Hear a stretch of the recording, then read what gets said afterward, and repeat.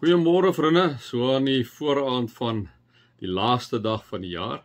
Dis Dinsdag die 30ste Desember 2025. Ek hoop julle het 'n lekker dag vandag. Julle wat 'n bietjie op vakansie is, geniet dit. Ons span sommer lekker rustig, want dit is die aard van die saak, die nuwe jaar wat voor lê, weer 'n klomp geleenthede wat voor ons lê, nee, maar mag dit vir julle 'n wonderlike dag wees. Kom ons raak net so vir 'n wyle stil voor die Vader.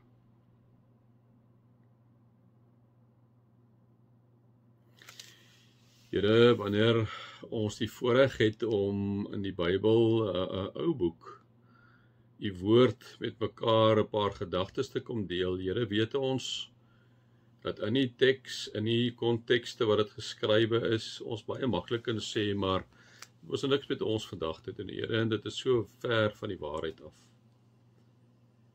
Here, dat U hierdie ongelooflike paar bladsye vat wat U in die Bybel saamgestel het, die boek, vir ons as die kinders, Here, om ons te rig op ons pad in hierdie lewe. Baie, baie, baie dankie daarvoor. Dankie vir U liefde. Dankie vir U omgee deur vir ons so iets spesiaals, Here, te laat saamstel het, sodat ons ook weet, al is dit op 'n klein beperkte mate, wat is U gedagtes en U wil met ons lewe. Dankie daarvoor. Amen. Vriende, mag daar vir julle genade en vrede en oorvloed wees, omdat julle God ken, Jesus ken en die Heilige Gees ken. Vriende, vandag gaan ons aan by Kolossense, en julle het nou gister vir julle volledig die agtergrond gegee van Kolossense, en vandag, vriende, is dit eintlik amazing, en sal ek dit ook so wil vat om die gebed vir julle te bid, vir myself ook, maar vir julle te bid wat luister, nee.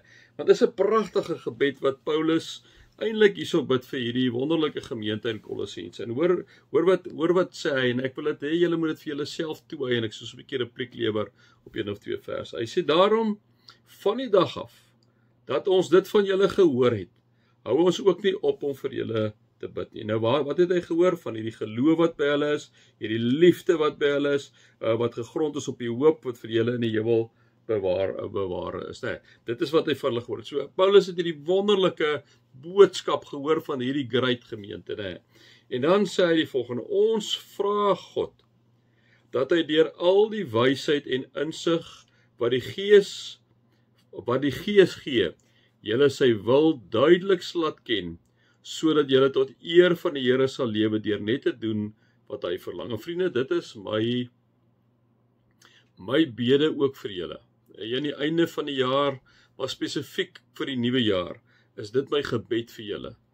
Waar Paulus sê die volgende, kom ons sê dit weer vir my, ons vra God, hy bid tot God, dat hy deur al die wysheid en insig wat die Gees gee, né? Nou vriende, wanneer ek en jy in hierdie lewende verhouding met God staan, né? Wanneer ons die woord bestudeer, wanneer ons bid, staan ons in hierdie lewende verhouding met God. En wat gebeur, liewe vriende? Hy kom gee vir ons wysheid, onderskeidingsvermoë, insig.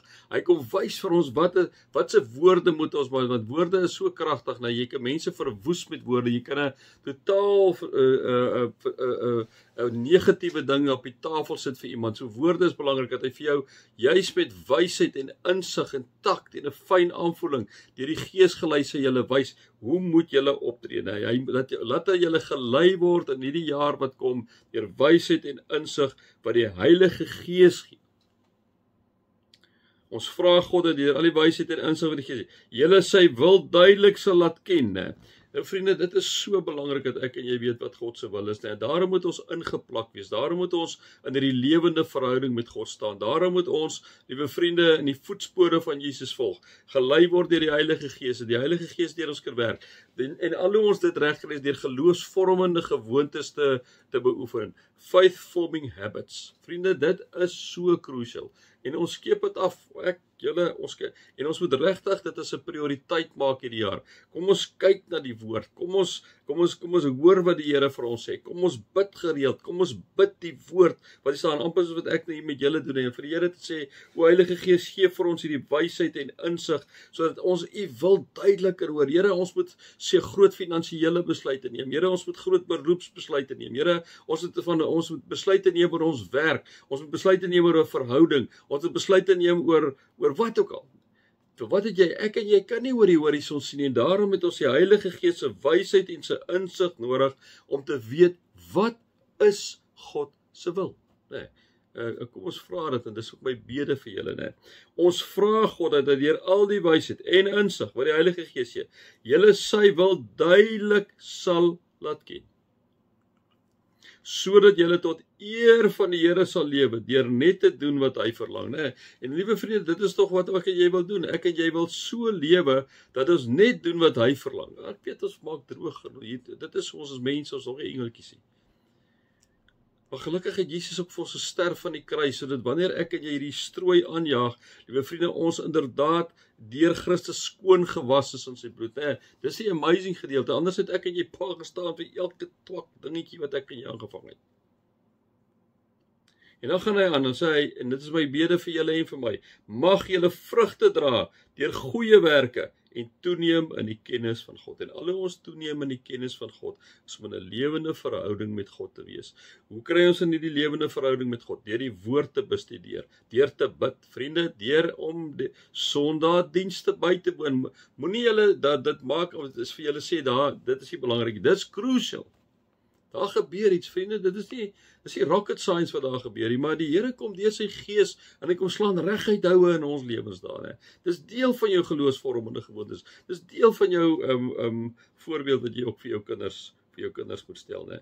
Mag julle vrugte dra, deur goeie werke en toeneem in die kennis van die Here.